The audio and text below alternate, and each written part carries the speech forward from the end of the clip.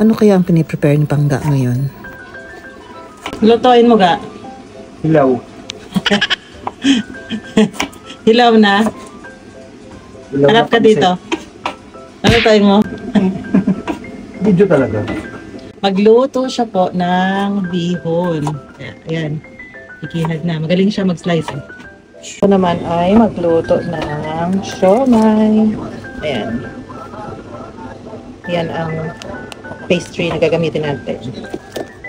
Mga sahog. Ang daming sahog. So habang busy si Pangga sa pagkiyad-kiyad na sa mga ingredients natin, ay nagsindi na po tayo ng fireplace dito kasi grabe ang ulan ngayong panahon at saka napakalamig pa. Kaya ready na tayo, early pampainit ng balay. So nag-start na po siya mag-isa ng baboy, more baboy, at saka nagkihad-kihad ng mga sahog natin. Ayan, at saka meron pang carrots. Naku, marami talaga nalalaman tong asawa ko. At saka ang haba ng pasensya mag-slice. Naku po, eto may bell pepper pa. Ewan ko kung bakit may bell pepper. So nagkumus-kumus na tadiris ang aton na ingredients para sa aton na siomay. Naku, ewan ko kung ano ang lalabasan ng siomay natin. Basta, gano'n na lang. Halo-halo nyo na lang. O tingnan nyo naman kung paano mag-slice si Pangga ng mga ingredients natin. Napaka-professional po. Tingnan nyo naman, ay nako, ako na lang kasakit sa ulo sa pagtulok sa iya sa pagkiyad. Wala ako pasensya pa. So nilagay nyo na po yung mga ibang sahog. Na-realize niya po yung kawali pala yung maliit. So hindi namin alam kung paano kakasya ito sa isang kawali. So na-stress siya dun sa kawali. So pinabayaan niya muna magkulo-kulo dun. Dito muna siya sa akin at saka maggawa na tayo ng siomay. Gawa mo nga. Ha? Siomay. Ang laki. Ang laki. Kaya kumano sa inyo. Ang laki-laki. Malaki yung siomay.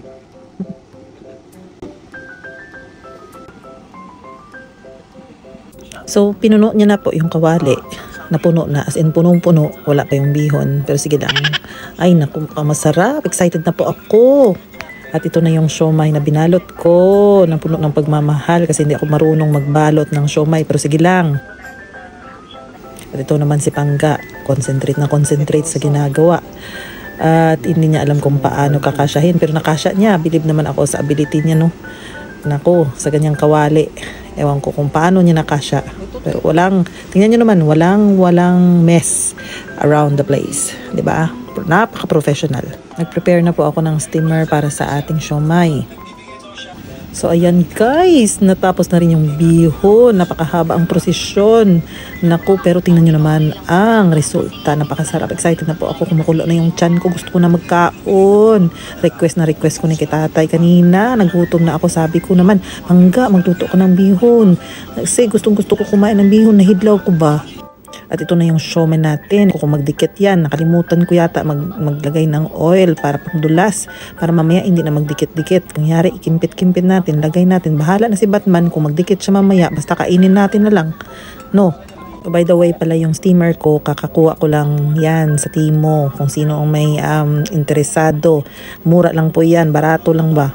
Pero maliit siya. Cute. At syempre, hindi kumpleto ang pagkaon kung walang dessert. Kaya nagbili si Pangga ng blueberry cheesecake. Yung paborito ko naman. Ako, matambok na naman ko ni. So, balikan na natin yung siomay. Nako, tapos na po. Ready na. Makaon na kami. Dugay-dugay. Na-excited na yung asawa ko na magkaon na ba? Kasi gutom na rin. So, tingnan yung results. Nako, diba? Kahit hindi lang yung marunong magbalot. Basta, nice look. Ano yan, ga? Iced tea. Your own iced tea. DIY. So nag-prepare pala si Pangga ng lemon tea kasi paborito ko rin yun.